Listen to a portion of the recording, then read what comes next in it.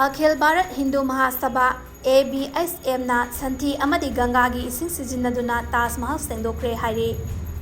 हौकिबा थांगजा नुमिता tourist अनी खंगना Taj Mahal मनुंगदा urinate तौसिनबगी video अमा social media उबदगी अखिल Bharat Hindu Mahasabha ABSM की स्टेट कोऑर्डिनेटर गोपाल चाहारना संथी अमदी गंगाजल पुरक्तुना ताजमहल मनुंग सेंदोखरे हाइरे। चाहार अमदी सपोर्टर सिंगना ताजमहल की नुंगचुक थंगबा गेट सु सिक्योरिटी फोर्स न थिंग्रे हाइरे।